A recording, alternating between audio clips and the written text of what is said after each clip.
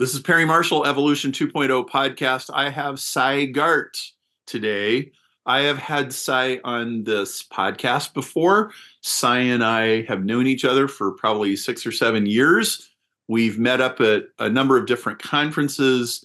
We've reviewed each other's work in a scholarly sense. We've had lots of brainstorming conversations. And when his book, Science and Faith in Harmony, came out, I bought it right away. I read it. I think it's great. It's almost like a meditative devotional for science-minded people. It's got short little chapters. And we're going to talk about the book today. But first, I just want to, so Sy is a practicing biologist all the way to this day. He used to work at the National Institutes of Health. He's fascinated with things like chaos theory and fractals. He sees life as an intensely purposeful thing, and he sees the creator's fingerprints all over everything, even though he does not categorize as what you would call a creationist. Fascinating guy. And so, Sy, welcome. And I just want to know, what are you really interested and fascinated about right now? What is cooking your brain, and what is going on in your world? Well, it's great to be here, Perry, and everything you said about me, I would throw right back at you. I mean, when we first met, as you said, it was at a conference around 8 years ago. We just started talking, and I don't know, I don't remember how we stopped, but it just and every time it's been like that. So, and the good part is about all that is that we're often on the same page, and even when that page keeps turning, we both seem to be turning with it. Mm-hmm. So it's great to be here, and you're right about. I mean, you were very complimentary about what you said about me, but one thing that is definitely true is I am very much interested in this whole question of purpose.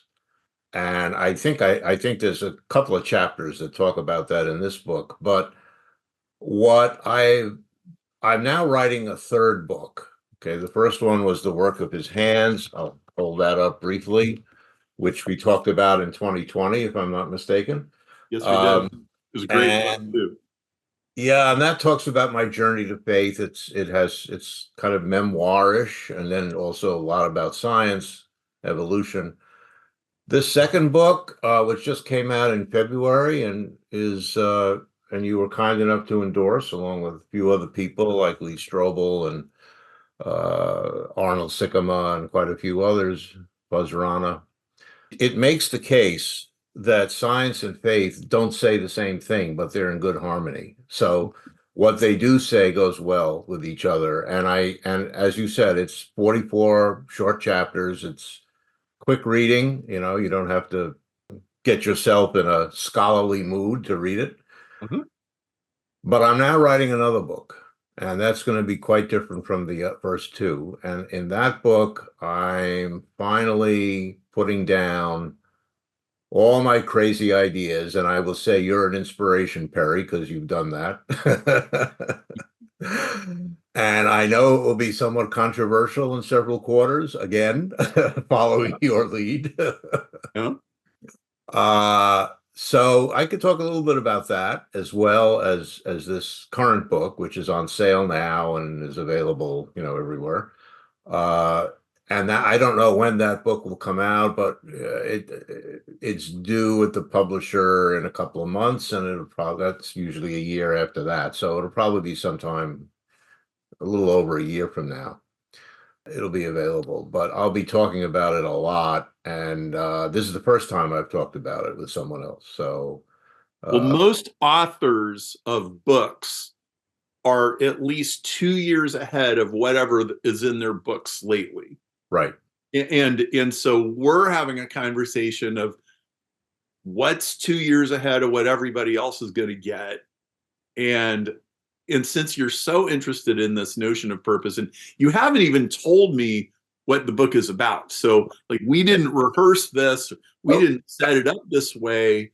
Right. I'm really curious to hear where your mind is going next.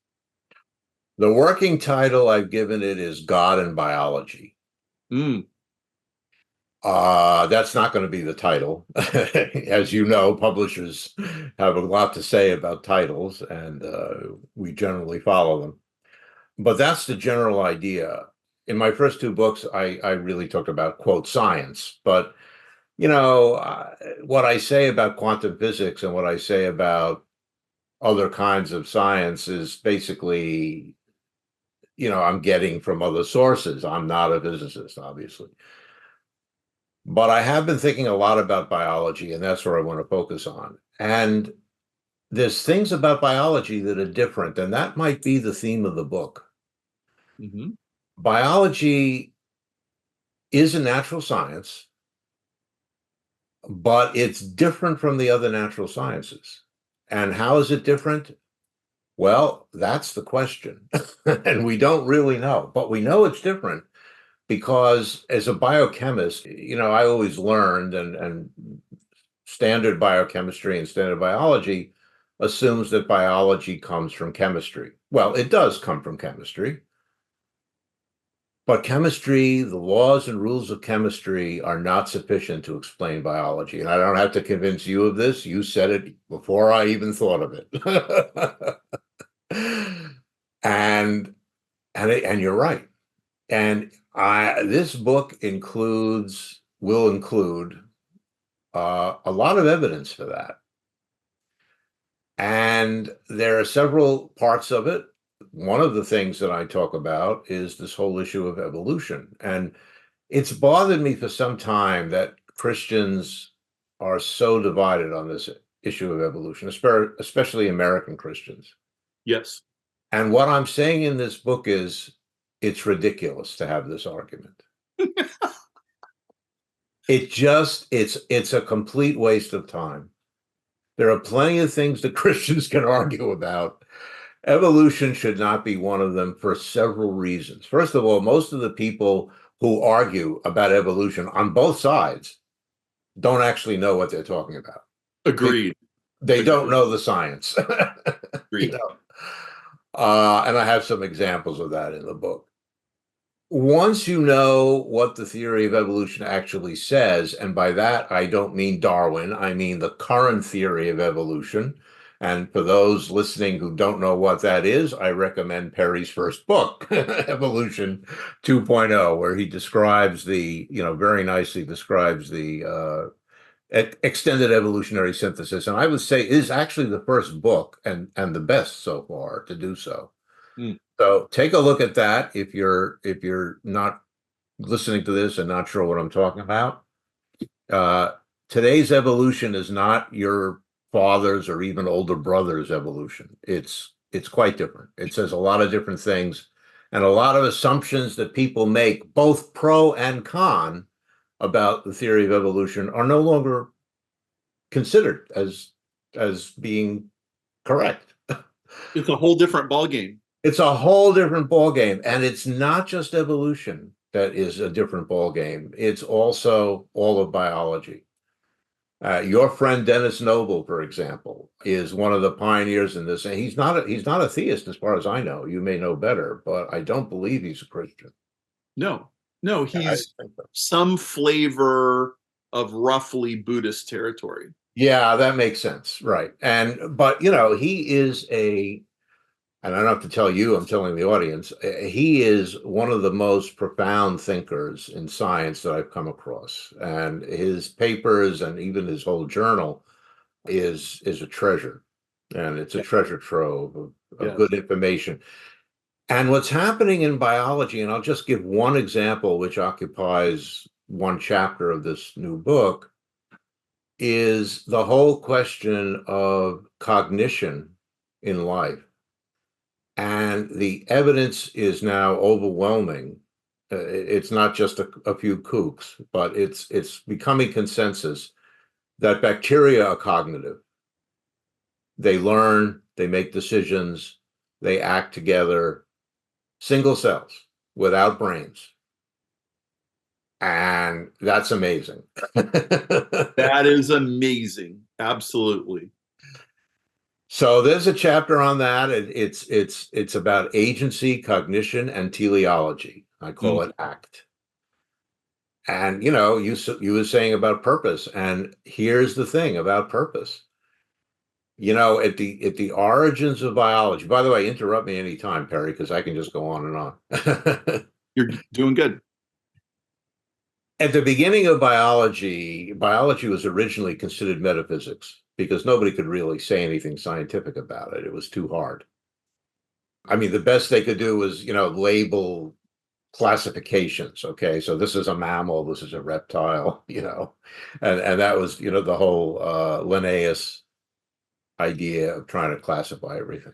And then Darwin gave some contributions, but the hard science of biology was very difficult to come about. It really was the beginning of the 20th century when, really real experiments were done and things were discovered.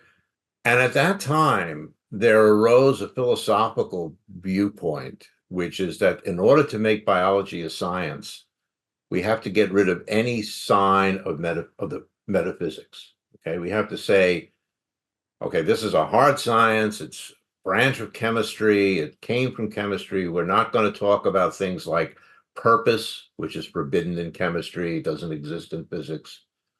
And we're not going to talk about, agency. We're not going to talk about the idea that life, as opposed to anything else, actually acts. Life follows the laws of nature, as does everything else, but it does more than that. Okay, so a stone doesn't move unless it's responding to some force. We move on our own. And when you say they banned purpose from the conversation, like they banned it from the conversation, but you start talking like that, you're out of here. You're out of here. And that PhD, you can forget your master's degree, you can forget you're getting tenure or whatever else. Right. We are not discussing that here. That's right. And it's still true. I mean, you may know that better than I do. Have you had experiences where people have said that to you? Oh, well, it's only been changing about the last 5 to 7 years.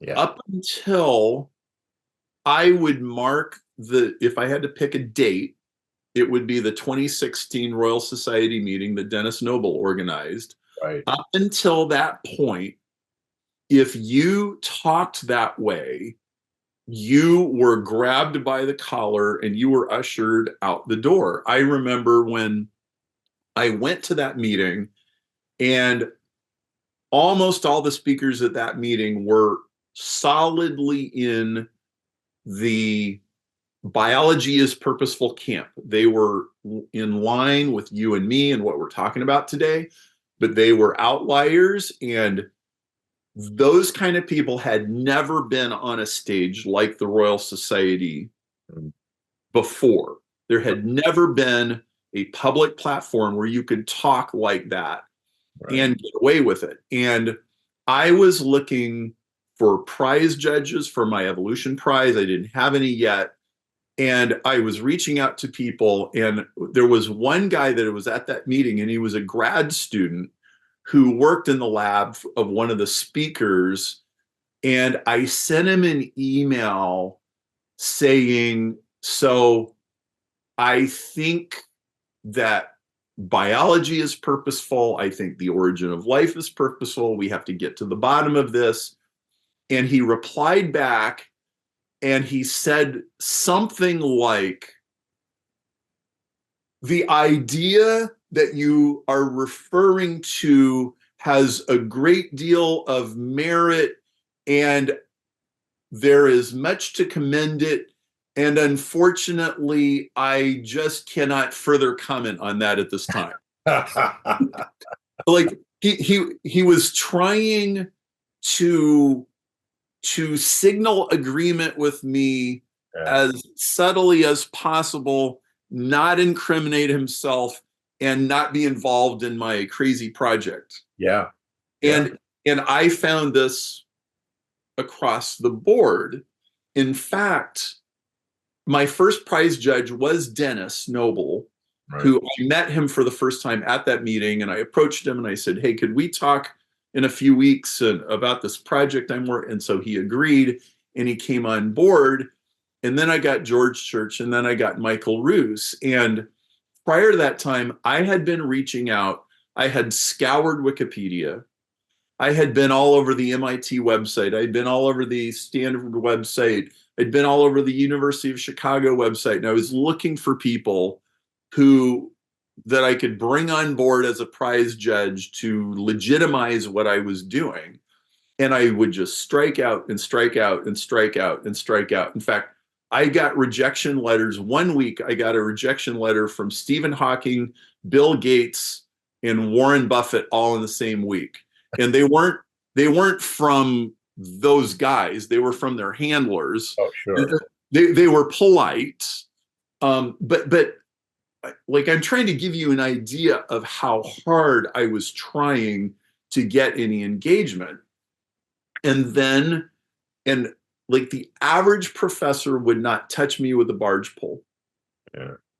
And I, all of a sudden, relatively without much difficulty, all of a sudden, I got Dennis and George Church, Yeah, and Michael. George is a rock star at Harvard. yeah. I went to a conference with him. He's amazing. Yeah. And what I discovered something about the science profession through this process that I just described to you. And it was this: only the rock stars actually have freedom of speech in the science business. It's true. And there's another group that has freedom of speech among the scientists, those who are retired. Yes. Yes. Emeritus professors. And in fact, Michael is an emeritus professor, and so is Dennis. Yes, of course. Right. And so unwittingly, without realizing what I was doing, I was skipping all the way past the middle to the tippy top. Yeah. And what I found at the tippy top was these guys are extremely interested in these questions, and they do not have the kind of limitations that everybody else has. I said to George, we were exchanging emails, and I said, George, don't do this if you don't like controversy. And he goes, Perry, everything I do is controversial. That is true. I am trying to create woolly mammoths from frozen DNA. Like, it's really okay. I can handle it. And so I also find this to be true across all the other professions I've worked in, because I'm a business consultant. I'm in lots of different fields. And what I always find when you get to the top of a field of the very brightest and most accomplished people, if you want to call it the country club of, whatever that field is, those people do not live in the same narrow box as almost everybody else in that field. Yeah. And one of the things I thought was so refreshing about meeting you is Sy is not stuck in this box. Mm-hmm. I remember going to a presentation you gave at the ASA, and you were saying, probably 2 or 3 years before it was starting to become acceptable to say this, you were going down a whole list of things that organisms do, and you go, that's purposeful, that's purposeful, that's purposeful, that's purposeful. Don't tell me that this is not intrinsically something very, very special. And I'm like scribbling notes as fast as I can. I'm like, man, he's got some good examples here. I don't have all those examples. I need to add these to my arsenal. And so I feel like about in the last 2 years, it's gotten above the radar. Right. There's now a substantial number of people that are saying, hey, this consciousness question is actually maybe the central question in biology. Right. This purpose question is, and it's been a whole sea change in a culture. And I think there's a whole bunch of ingredients to it. I think people like Jordan Peterson have played a part in it. Right. I think people like Michael Levin have played a part in it. I've been astounded at some of the things that even Nature magazine has published recently. There was Dennis Noble wrote a review of Philip Ball's book, and Dennis just trashed the whole old school genetic paradigm, Saw that, and he yeah. didn't get any resistance from the Nature editors. And then Joanna Xavier and Nick Lane published a pretty much a scathing indictment of the origin of life field such as it is today, and they I, get away with that. yep, yep. But we're in some new era. It's a new era. Yep. Lee Cronin has done that too. I mean, you know him.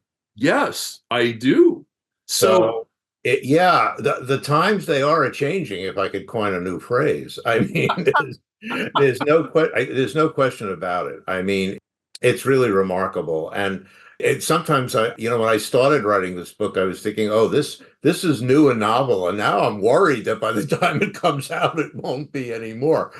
But, the thing about purpose is that it's just insane to deny it. And it doesn't bother me when the scientific consensus that everybody adheres to is something that is clearly correct, that I think is clearly correct. yeah, But what makes me crazy is when you have the same pressures to accept a consensus, which is insane. I mean, how can you say there's no purpose in biology? I mean, everything that every creature does is purposeful. absolutely. And oh well, it's just following just following neurochemistry. Oh, come on, okay, that's ridiculous. So anyway, yeah. So this is what I'm basically focusing on, and some other things as well. I talk about a lot of the new things coming out in biology, but I'm also talking about a couple of things that I haven't seen anyone else talk about, which is, but I have published a couple of papers on, and that includes what I think I could even say, although I wouldn't write it down, I could say that I've proven something in a paper that just came out. I can send you a link in the journal Biosystems. And that is that you can't have evolution at all. It can't happen unless you have something else first. And what that something else is very high accuracy self-replication of cells. Yes. If you don't have a cell giving rise to two new cells, which are almost identical to the parent, you can't have evolution. And this goes back to the work of Eigen. It's not original. I have an original approach to it, but he talked about the error catastrophe and the threshold that you can't have errors in replication to a certain level. And when you understand that point, which is a central part of this book, you begin to see that arguing about evolution is meaningless, because evolution is just a trivial thing that happens once you have accurate self-replication and variation. Automatically, things evolve. I mean, it's not a force of nature. Evolution, see, people have often said, well, evolution has no theory. It doesn't have a law. And they're right.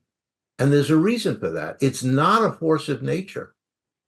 It's not a separate force like a force of gravity or the strong force. It's just something that happens when you have life, which divides, reproduces accurately, and you have variation in a little bit of variation in those cells. Then you get evolution like that. There's nothing else to talk about. The rest is trivial. Well, but there is an interesting tension between being accurate enough and also having a variation that's useful and not detrimental.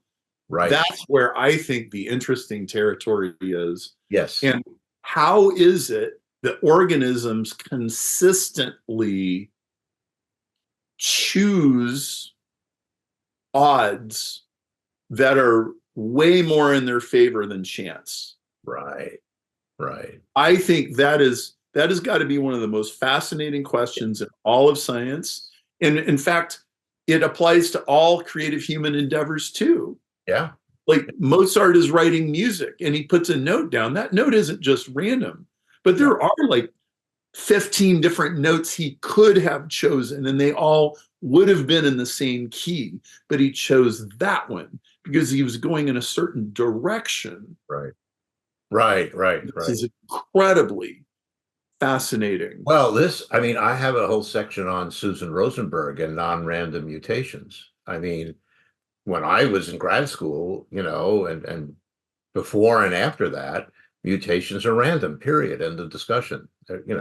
Well, apparently not. John Cairns first published that in 1988, and a lot of people are following up on it. And I heard Susan Rosenberg speaking. She came to NIH while I was there, and wow, I mean, that's an amazing field.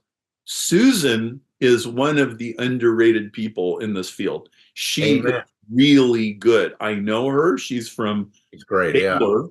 Yeah. And in fact, I had dinner with her about 6 months ago, and she was talking about, I apologize that I don't have the terminology right, but she said that in an evolving tissue, there are certain cells that are effectively the leaders.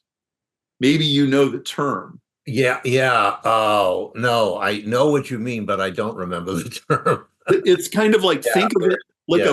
a football team or a soccer team. There's the players, Right. but there's a couple of players that all of the others take their cues from. Right. This is also true in tissues. It's true in cancer cells. Right. It's true that a very small number of cells has a hugely disproportionate effect on all of the other cells. Mm-hmm. And she is meticulously proving things like this. And I remember her telling me about, 20, 30 years ago, she had figured out this stuff is non-random. Right. But she was up against a tremendous installed base of male dissenters who adhered to the old view. Yeah. And she wasn't mean about it, and she wasn't being a grouchy feminist, but she basically told me, I think I had to produce 2 or 3 times more proof, Yeah, than anybody else would have had to have produced in order to be taken seriously. And little by little, my ideas have been getting taken seriously. well, there's a long history of that. I mean, think of Lynn Margulis, right? I mean, there's another woman who was correct and absolutely ignored for a long time. And she was a powerhouse. So, and there are others. Yeah, that's a story in science that has is slowly going away, but very slowly. So, I mean, many women pioneers, but the other thing is, again, getting back to Dennis Noble. I mean, his discussion of the immune system and how you're able to get these amazing mutations in just the right place in the immune genes so that you end up still having all the functional capability you need, but in the variable region, you have a lot of mutations, so you can make a huge variety of antibodies. And I never thought, I knew how the immune system worked, but I never thought about that. And then I started looking at the phenomenon of hypermutation, and I published another paper on that one. I mean, hypermutation is a fascinating subject because cells, when they reach a point where they're in big trouble, like there's no food or there's some kind of a predator going to eat them, they start mutating like crazy for a brief period of time. And what happens is most of them drop dead. But a few will undergo a mutation that by chance is good, is beneficial. Out of 1 million cells, maybe 5 will actually survive with a good mutation. But you don't need more than 5. You only need is a couple. And they start a new colony. And that's it. They survive. So that's we've known that for a long time. But then you have to ask the question, how do the cells know they all have to do this at once? They talk to each other. They send out signals. Hey, we're in trouble. Start that, plan D, it's the red flag. Start mutating like crazy. And they all do. And if they didn't all do it, it wouldn't work. If one cell says, well, I'm going to hypermutate and save everybody, no, he's just going to die. Everybody has to do it at once. And this happens all the time. That is astonishing. And we've known about this forever, but it's an astonishing phenomenon. So I've been thinking, what happens if you take all of the old prohibitions and you just completely flip them around? So you go from saying you are not allowed to consider biology to be purposeful to you are required to assume biology is purposeful. Yes. What if you go from saying biology is just chemistry to saying biology has a whole bunch of things that chemistry knows nothing about?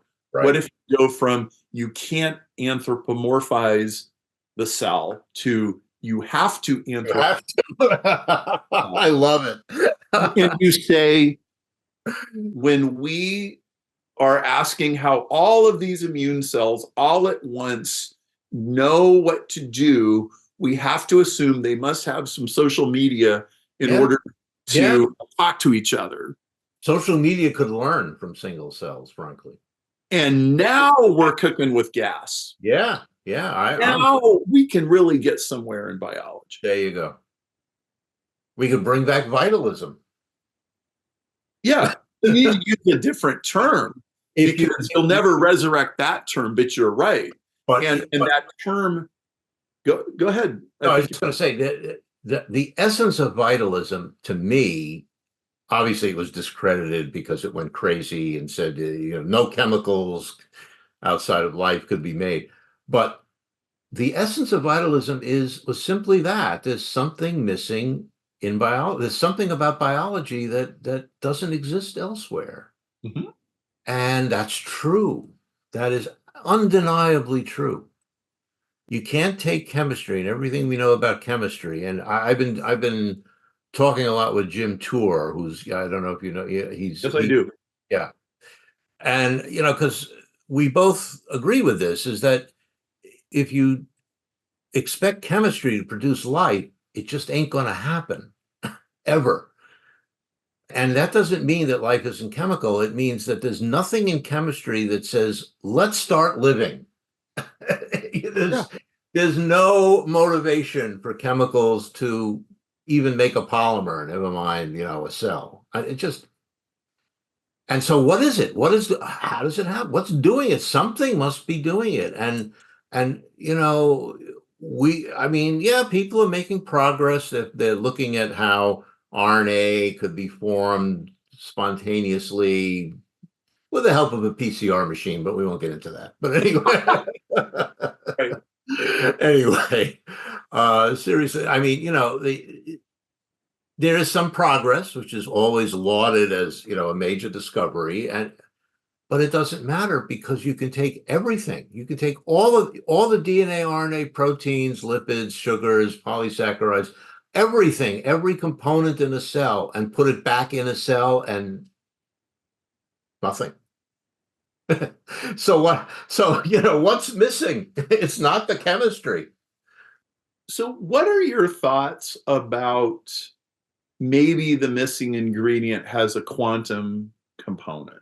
Do you have any thoughts about that? I've heard that, and I don't know enough to form an opinion. I understand, basics of quantum physics, undergrad level, undergrad chemistry level. I can solve the Schrodinger equation for hydrogen like everybody else. But there's things in quantum theory that, especially modern quantum theory, that I just don't get it. So I don't rule it out because I don't rule out anything that's imaginative and innovative and, possibly useful. And I'd like to know more about it. But No, I don't have a definite opinion at this point.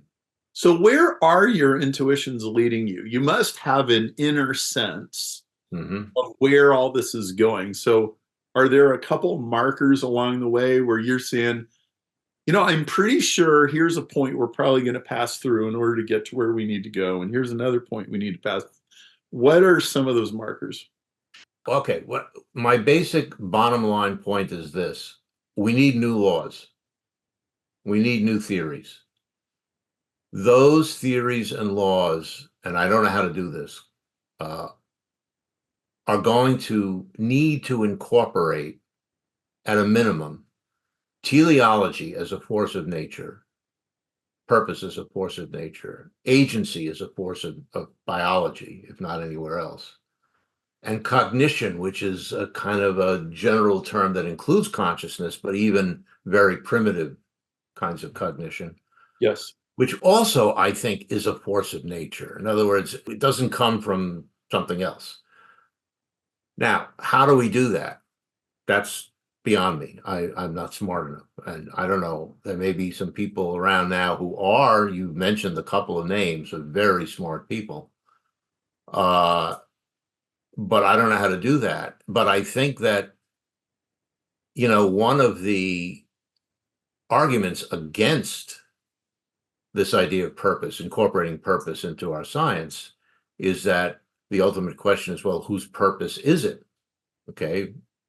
Well, I have the answer because I'm a Christian. I say the answer is God. Now, we can't put that into our scientific theories, but somehow, I mean, what's happened in the past, I mean, I think one way to proceed is to look at physics, look at cosmology. Okay. How did the universe begin? And there are all kinds of ideas and thoughts, and some of the craziest ones to me come from atheist physicists like, Sean Carroll and a few others. But there's a lot of evidence. I mean, so one answer is, okay, go back to Genesis. In the beginning, God created heavens and earth. Okay, that's not science. But is there anything scientific that points to that? And I think this idea of pointing is important, because that's how we relate science to faith, is by pointing, by finding something in science that doesn't prove God, may not even give evidence for God, but it points to God. And the fine tuning of the physical constants, of the cosmological constants, is a physical reality that does that. Mm-hmm.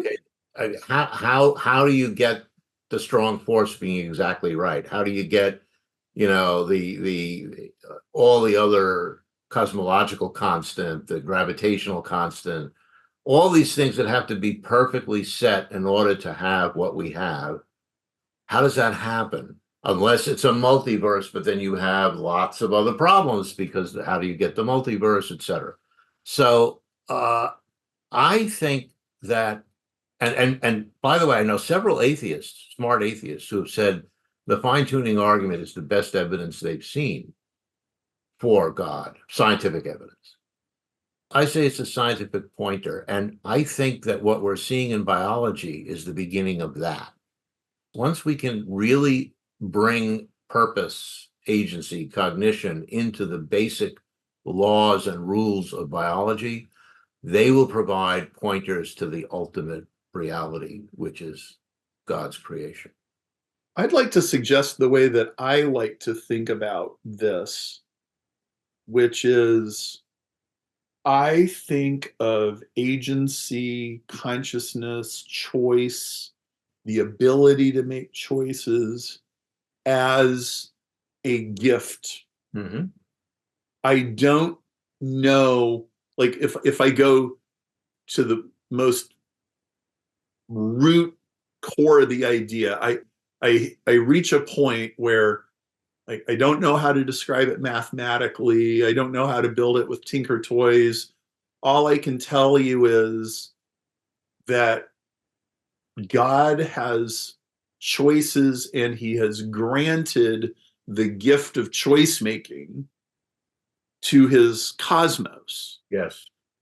And that ability to choose, it both subdivides down into, little cells or even schizophrenia, if you will, but it also comes together in collectives. Right. Your body is a collective of 10 trillion cells that are all roughly marching to the same drum. And what this means is the central actor in reality is choice. Now, there's the Newtonian view of the world, which is it's all math, it's all a big clockwork, everything is just billiard balls banging around the universe, and all the billiard balls are just responding to the previous billiard ball that just hit them.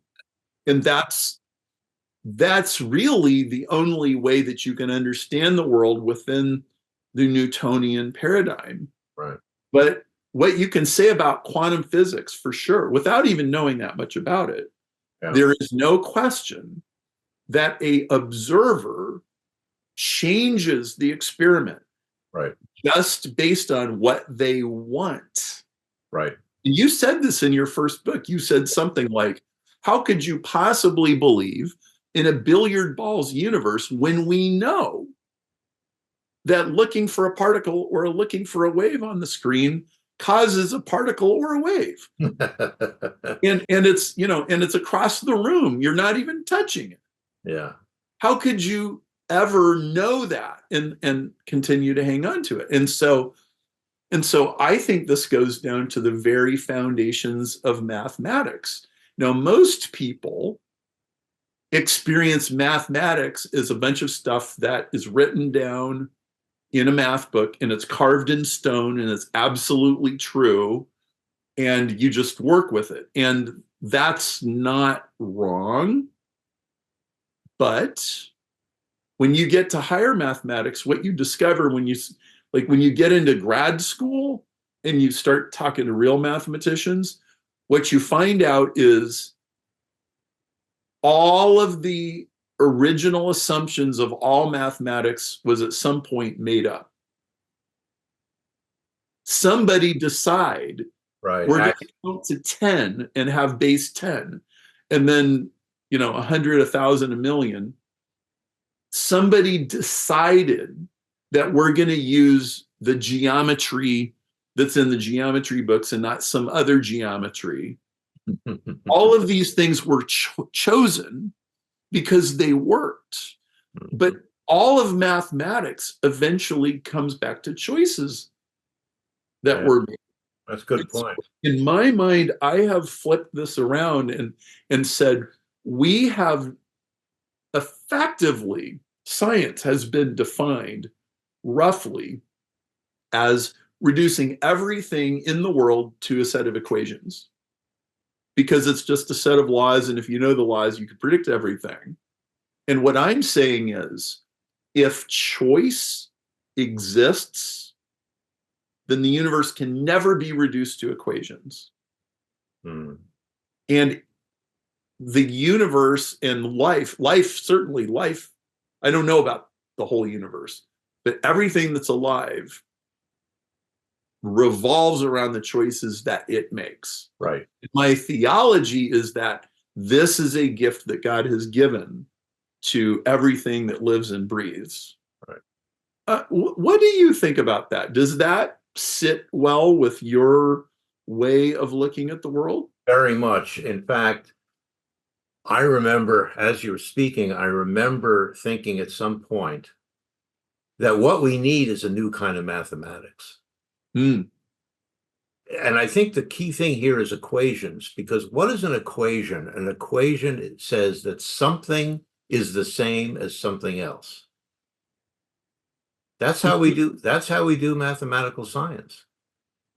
We say that the force is the same as the mass times the acceleration. So we write F equals ma. But how do we write down a statement of truth that has nothing to do with something being the same as something else? We can say something is more than or less than, but how do we say how can we write mathematically with symbols so they can be used in a law that says this is the choice of that. Well, Now, give me the gold star because I think you just hit the nail on the head. I don't know the answer, but I think like that is the well, what it's possible. We need as a symbol. We can we can just say something like there's a law for what protein is made, and just say it's the whatever the symbol is for choice. It's the choice of the DNA, or it's the choice of the regulatory elements that decide which genes are turned on. So I don't know, but I used to think that. I mean, I have thought about that, and I haven't thought about it recently, but I think you're right. Mathematics is a human construct, which is incredibly successful in so many ways. I don't have to tell you. I mean, it's incredibly successful for some things. It is not at all useful in biology. In fact, there's no, tell me math and biology. I know two equations in biology, two or three. The Hardy-Weinberg equilibrium, and some of the biochemical equations on kinetics. Yeah, they're okay. There may be a couple of others. Evolution has a few mathematical constructs, but they're not well defined because, for example, fitness is not mathematically definable. So everything that involves fitness, which is every equation in evolution, it doesn't really count. So, at one point I was even thinking of writing an essay called the impossibility of mathematics to work in biology, sort of like the opposite of Wigner's article, the unsurprising failure of mathematics to work in biology. And, and the reason it doesn't work in biology is because as soon as you try to make a law, like a simple thing, like, DNA makes RNA makes proteins, you find out it's not always true. Yes. And that's true for metabolic pathways also. I mean, it's true for everything in biology. So it's very hard to say something equals something else in biology because instead what you have to say is draw diagrams or use words. And you have to say, in most cases, this gene will get expressed at times of hunger. But in some cases, it's another gene that'll get expressed instead. Or in most cases, this gene product inhibits the expression of that gene. But sometimes it doesn't. There's always an exception in biology. Always. I have challenged people to show me anything that has no exceptions. No one has done so. And anyone listening, if you can think of something that's always true in biology, please, my website is sygarte.com. Please send me a message, a contact. I'd love to see that. So what we need in biology is we need a different kind of mathematics. I mean, that's what Einstein did for relativity. He had to use a different mathematics, and the same with quantum. So we need a different mathematic system, a different set of axioms that will work in biology. And of course, I don't have a clue how to do that, but that might get us somewhere. There is still a great virtue in naming the problem that you just named. So I'm sure many people listening will not be familiar with a famous paper by Eugene Wigner I think it's called The Surprising Effectiveness of Mathematics in Physics or Physics. I think he said in physics. And it's a very profound paper because it says, hey everybody, have you guys noticed how interesting it is that the super turbo advanced math guys came up with stuff like 50 or 100 years ago, and then last year we discovered that exact same thing is in particle physics or something. Yeah. And he goes, isn't it just astounding that we can sit here and roll these theoretical models and these equations and we find out that the physical world corresponds to them? Yeah. It's a very famous paper.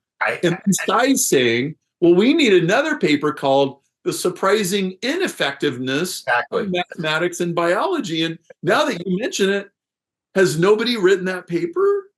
Well, I was thinking of doing it, but I never got around to it. Well, maybe that's your next, like, Yeah, I Sy can do Garte's $100,000 challenge. Can anybody name a law in biology that is absolutely, positively, always true? Yeah, yeah. I can't think of one now that you mention it, which means biology is about rule breaking, Yeah. not rule following. Well, we should write it together. That's my proposal. Well, We haven't written anything I'm together. interested in that.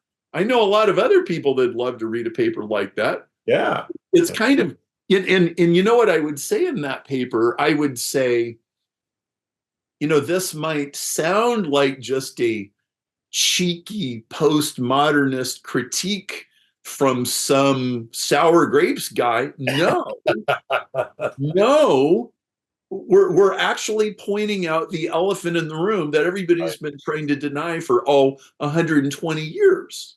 Yeah, that's right. Guess what? It makes up the rules as it goes along. Yeah. And it's not accidental. So wow, this is great. And I love your thing about also having a symbol for Choice. choice. Dang. Think about it. Well, there's another very famous book. In fact, here, I'll show it to you. Very famous. New Kind of Science by Stephen Wolfram. Oh, yeah, I remember. Came out about 25 years ago, revolutionary book. It's basically about algorithms and cellular automata, and nowhere in this book does he ever consider the question of how did any symbolic relationship ever come to exist? And how did information come to exist? Now, Wolfram is brilliant. Yep. And he's still putting out brilliant stuff now. I mean, no disrespect, but I don't think he's ever gotten to the root question. That's right. Of where do algorithms or the idea of algorithms even come from?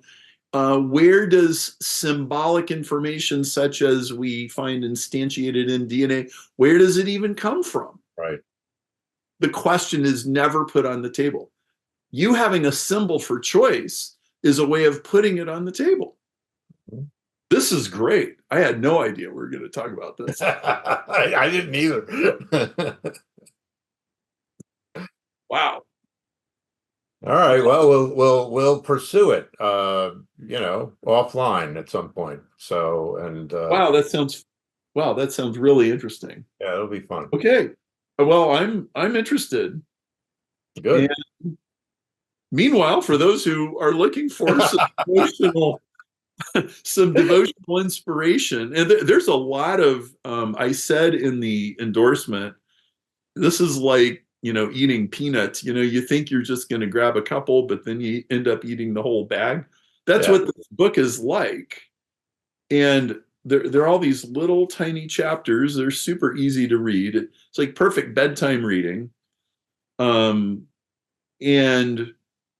what you do in most chapters is you take a scientific concept and a theological aspiration and you marry them together. Yeah. Yeah, and I'm just looking through the contents. I mean, I do talk about quantum physics in a couple of chapters, not anything deep. Okay, this book is very non-technical. Very. So enjoy it because the next one is very technical. It's going to be anyway. But I talk about quantum physics. I talk about all the universes, chaos theory, which is fascinating. I talk about fractals, logic, emergence, which is an interesting concept. Mhm. There's a story, there's a chapter called Tuning the Universe, so fine tuning. And one of my favorites has the title, My Favorite Enzyme. I talk about an enzyme which is so incredible what it does. An enzyme is a molecule of protein. That's it. It's made of atoms. It has no brain. But what this enzyme does chemically is, and by the way, it's incredibly complex and incredibly difficult. And this enzyme is critical. You have to have it before you can have anything resembling modern life. It's critical for translating the genetic code. And without the genetic code, we have a very iffy kind of life. So, yeah, I mean, there's some interesting stuff in here. And I really like Perry's endorsement line. He gave the briefest endorsement, but it's the most quoted because I often hear people say, "Yeah, what that guy said is really true." I like to go through it and read it, and then I find myself reading another one. Well, Sai, this has been so interesting, and I'm just really glad that now that you are an emeritus professor, you have the time, the space, the inclination, the resources, the wherewithal to just dig so much harder into these questions. Like, I have to think when you were running a lab and having to publish a bunch of papers and apply for a bunch of grants and teach a bunch of classes, you only had so much space Yeah. to really think outside the box. And now you can think outside the box every day of your life. Yeah, I mean, I retiring was great. It really did free me up. And not just with time, it also goes back to what you started with talking about at the very beginning, which is expanding one's viewpoints, even if they might clash with the current ideology. It's trivial to say this because everybody knows it. I mean, the greatest advances in science are often, if not always, generally made by people who do go outside the box. The problem is, unless you're already very well respected, and you said this earlier, and very well regarded, and you don't have to worry, it's very hard to do that practically because Very hard. people Very will say, hard. "Well, who are you?" To come up with this idea, and you better just behave and do what you're supposed to do, and don't worry your pretty little head about this. I've gotten that from quite a few people. Yeah, I know. Like, this is not how Perry, this is not how things are done in science. Like, I know that's why I showed up. I was appalled at the way things are being done in science, Yeah. and something had to be done about it. I So, think I remember even me saying that to you once way back. well, just look at how liberating it is to be able to Yeah. reconsider Oh, yeah. all of these questions and the conversations that arise. I feel like, you know what?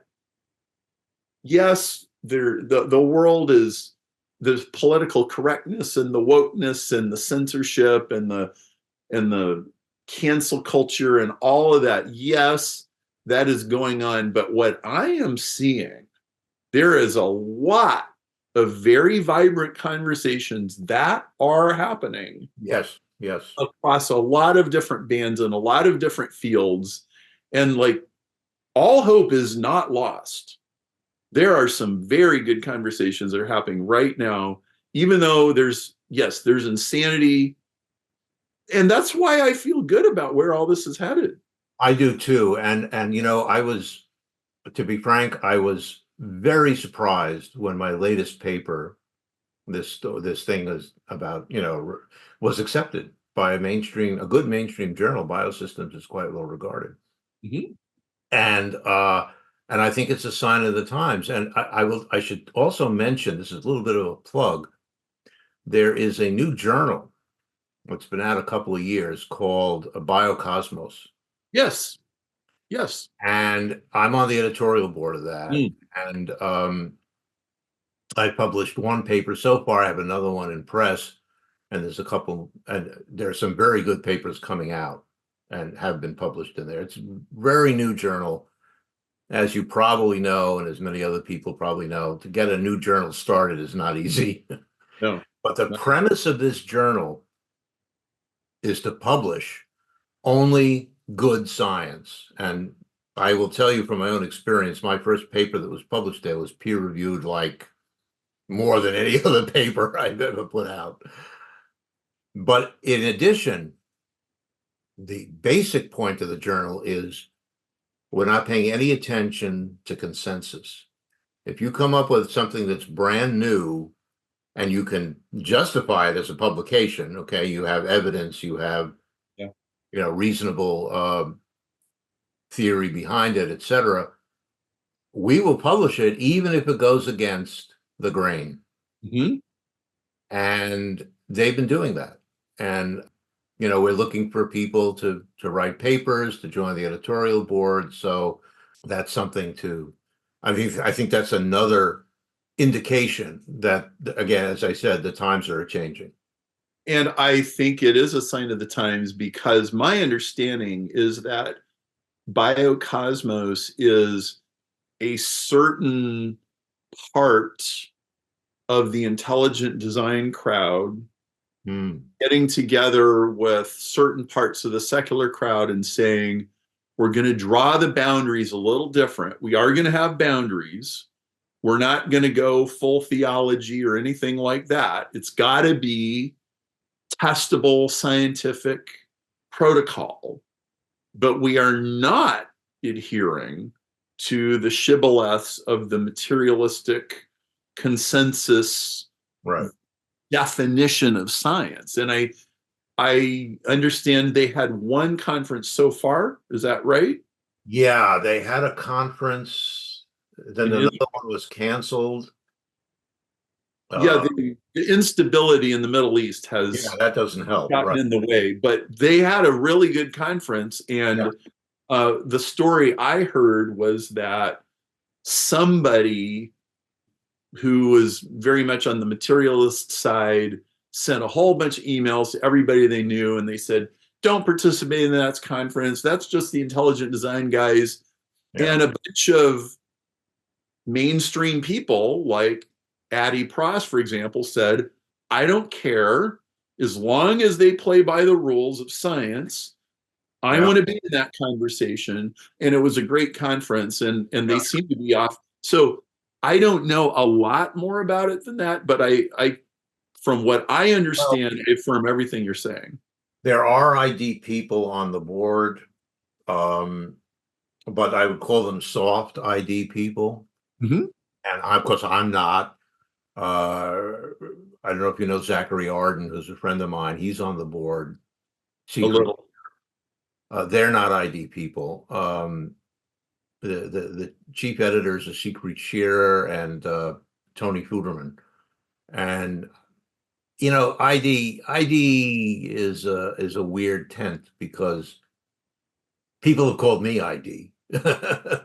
Right. And because I do believe in design, but I'm not a member of Discovery Institute, and I don't agree with most of what they say, especially when they attack evolutionary creationists, which I think is really silly. Right. On the other hand, I don't like it when evolutionary creationists attack ID people because they have some points.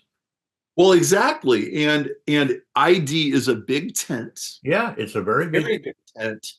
And depending on how you define intelligent design, if you define it a certain way, there's a whole bunch of secular scientists that would absolutely agree with it. Yeah, exactly. I'm just talking strictly in terms of definitions. Yeah. And it is absolutely possible to view biology from a design lens without invoking a miracle every time you can't answer a question. Exactly. And in fact, you cannot deny the reality of design in biology. I mean, Richard Dawkins doesn't deny it. I mean, obviously biology is incredibly designed. The only question is, how did it happen? And we don't know.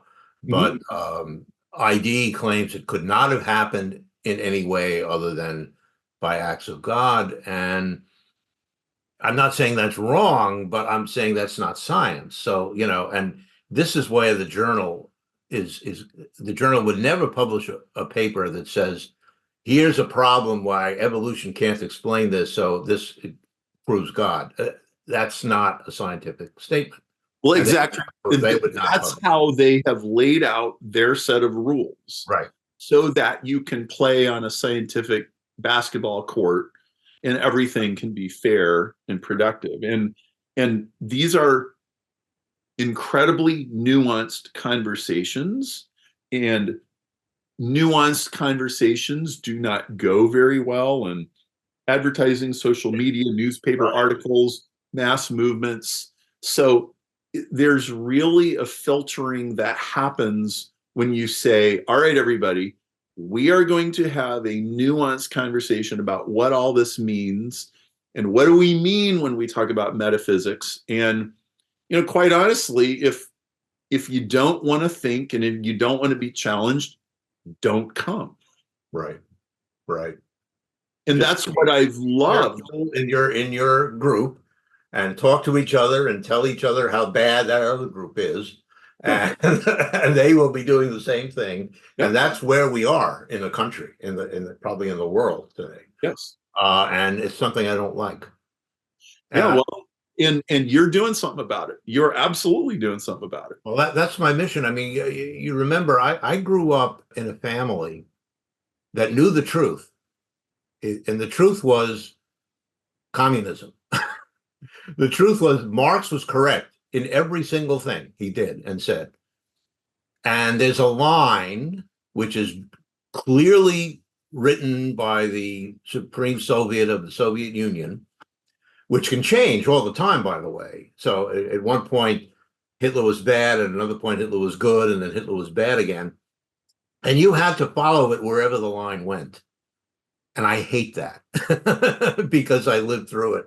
And I hate it whenever it applies, if it's politics, if it's science, if what art and music. I mean, it's what you said, it's nuance.